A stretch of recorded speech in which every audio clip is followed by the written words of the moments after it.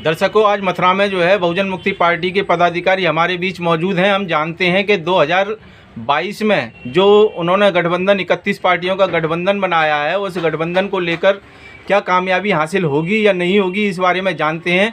पहले हम उनका परिचय जानते हैं। सर, बताएं अपना परिचय। मेरा नाम छत्रपाल सिंह निषाद है। मैं बहुजन मुक्ति पार्टी, बहुजनों की जो पार्टी है उसका लोकसभा प्रभारी हूँ, पूर्व प्रत्याशी हूँ लोकसभा मथुरा से।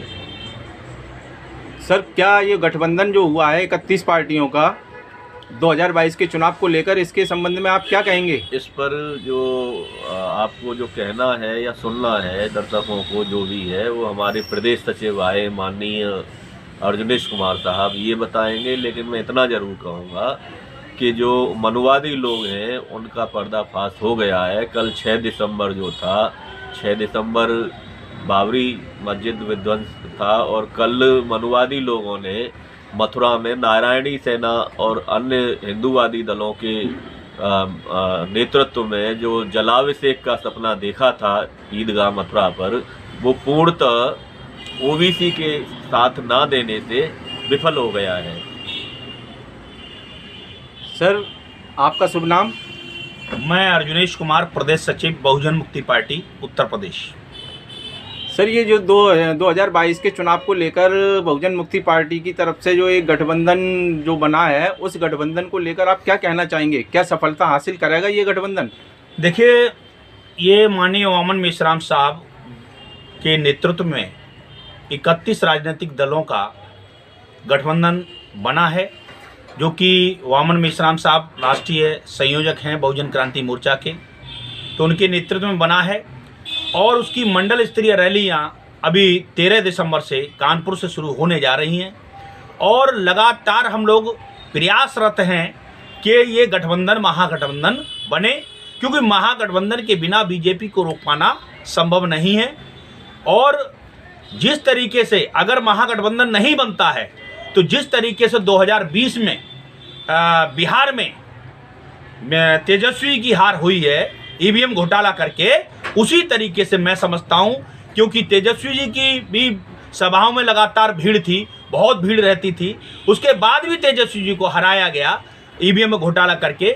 उसी तरीके से अगर यहाँ जो पहले नंबर का चेहरा अगर आ रहे हैं उभर कर, तो माननीय अखिलेश यादव जी आ रहे हैं।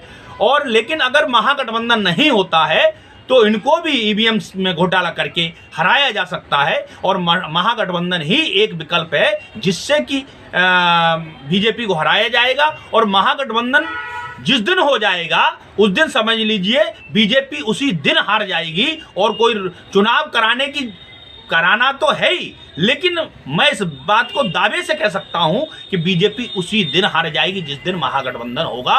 और उसके बाद भी, महागठबंधन होने के बाद भी अगर ये लोग ईवीएम में घोटाला करके चुनाव जीतने का प्रयास करेंगे तो 23 करोड़ जनता उत्तर प्रदेश की सड़कों पर उतरेगी।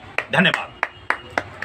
दर्शकों, हमारे बीच में राष्ट्रीय मुस्लिम मोर्चा के पदाधिकारी मौजूद हैं। हम उनसे जानना चाहेंगे, आपका नाम क्या है सर? मेरा नाम चौधरी इसराइल खान है। मैं राष्ट्रीय मुस्लिम मोर्चा मंडल अध्यक्ष आगरा के पद का जिम्मेदारी का कार्यभार संभाल रहा हूँ।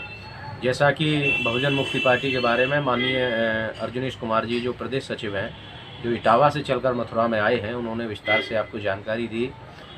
माननीय छत्रपाल सिंह निषाद जी हैं जो मथुरा के लोकसभा प्रभारी हैं, ओबीसी कैटेगरी से आते हैं और ओबीसी पे बहुत अच्छी जानकारी उन्होंने आपके चैनल के माध्यम से दी। तो अभी SC ST OBC और माइनॉरिटी जो बहुजन समाज है वो बहुजन मुक्ति पार्टी के बैनर तले भारी संख्या में आ रहा है और विकल्प के रूप में देख रहा है।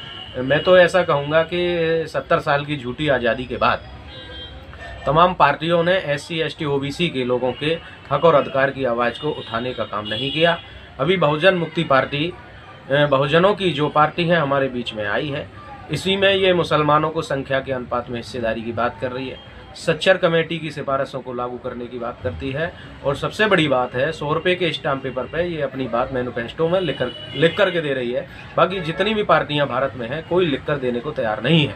तो इससे अंदाज़ा लगाया जा सकता है कि बहुजन मुक्ति पार्टी की कथनी और करनी में कोई अंतर नहीं है।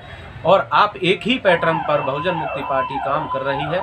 समान शिक्षा, एजुकेशन और चिकित्सा के अभाव में किसी की जान न जाए, समान अवसर और न्याय पर आधारित बहुजन मुक्ति पार्टी काम कर रही है। इस वजह से पूरे देश में राष्ट्रीय मुस्लिम मोर्चा का जाहिर समर्थन बहुजन मुक्ति पार्टी को है।